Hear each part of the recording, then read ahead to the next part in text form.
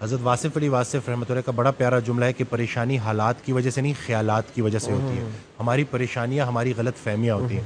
ہم نے غلط پیمانے بنا لیے خوش نصیبی، بد نصیبی، کامیابی اور ناکامی کے. قرآن پاک میں اللہ تعالیٰ ارشاد فرماتا ہے کہ میں جب ہم ایمان لے آئے، جب ہم نے کلمہ پڑھ لیا، تو اب اللہ نے کہہ دیا ہے کہ میں آزماؤں گا بھوک سے اور خوف سے. خطرناک بھوک کون سی ہے کہ خواہش بھی اور پوری بھی نہ ہو رہی ہو. خوف کیا ہے کہ جو حاصل شدہ چیزیں ہیں وہ چھن نہ جائے. آج آپ دیکھ لیں کہ آرزویں بڑھتی جا رہی ہیں، کمپیریزن بہت زیادہ ہو گیا ہے. رسول اللہ صلی اللہ علیہ وسلم کی حدیث ہے کہ جب بھی دیکھو اپنے سے نیچے کو دیکھو. سر اٹھا کے اللہ سے کچھ مانگنے سے پہلے سر جھکا کے وہ ساری نعمتیں گن لو جو اللہ نے پہلے سے دی ہوئی ہیں. اینگزائٹی وسوسوں کی، نیگیٹو تھاٹس کی بیماری ہے. یا ماضی کا پچھتاوا یا مستقبل کے اندیشے.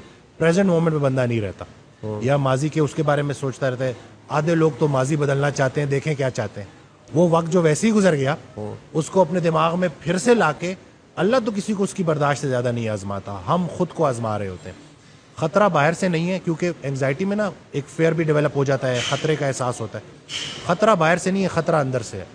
شیطان ہماری رگوں میں خون کی طرح دوڑتا ہے اور وہ دو ہی کام کرتا ہے، یا مغرور کر دیتا ہے یا مایوس کر دیتا ہے.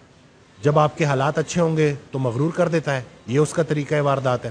یا اگر کہیں ذرا سختی آئے گی تو وہ آپ کو مایوس کر دے گا. اور اللہ نے تو سیدھا سیدھا کہہ دیا کہ میری رحمت سے مایوس نہ ہونا، میری رحمت میرے غضب پر حاوی ہے. اپنے حال کو نہیں دیکھنا ہوتا، اپنے خیال کو دیکھنا ہوتا ہے.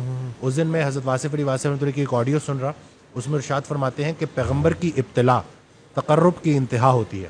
جتنا پیغمبر تکلیف میں ہوتا ہے اتنا اللہ کے قریب ہوتا ہے. اللہ کی تقسیم امیر اور غریب کی نہیں ہے، خوشی اور غم کی نہیں ہے، قریب اور دور کی ہے.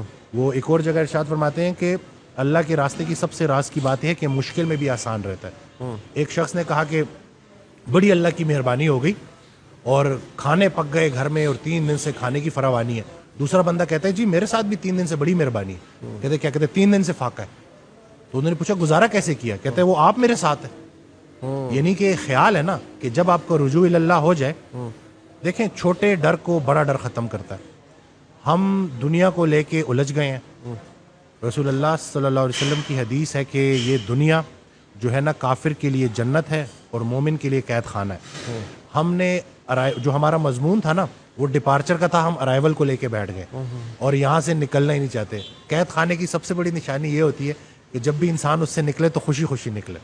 تو فضل یہ نہیں ہے کہ انسان موت سے بچ جائے، فضل یہ ہے کہ موت آسان ہو جائے. جو زندگی اللہ نے رکھی ہے آسانی کے ساتھ، اللہ کی ذکر کے ساتھ، رسول اللہ صلی اللہ علیہ وسلم کی محبت کے ساتھ اور انسان کی خدمت کے ساتھ گزرے.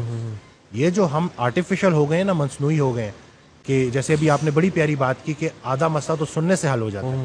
ہم سفر ہم خیال ہو جائے تو منزل آسان ہو جاتی. اکثر آپ ہاسٹل لائف سے مجھے یاد آتا ہے کہ آپ لیٹے ہوئے ہو اور آپ نے کوئی ضروری جو ہے چیزیں لینے جانا ہے اور آپ کہتے ہو کہ دوست کو کہتے ہو کہ یار میں نے بازار تک جانا ہے لیکن بڑا تھکا ہوں، اور وہ ایک دم سے کہتے ہیں کہ چل یار میں بھی تیرے ساتھ چلتا ہوں. وہ بس اتنا کہہ دینا کہ چل یار میں بھی تیرے ساتھ چلتا ہوں تو پتہ نہیں کہاں سے ہمت آ جاتی ہے. تو ہم انسان جو ہے نا انسانوں کے لیے بنے ہیں، انسانوں کی خدمت کے لیے بنے ہیں. ہم مطلب لوگوں نے کیا کیا ہے، لوگوں نے انسانوں کو رد کر کے ان مشینوں کا سہارا لیا.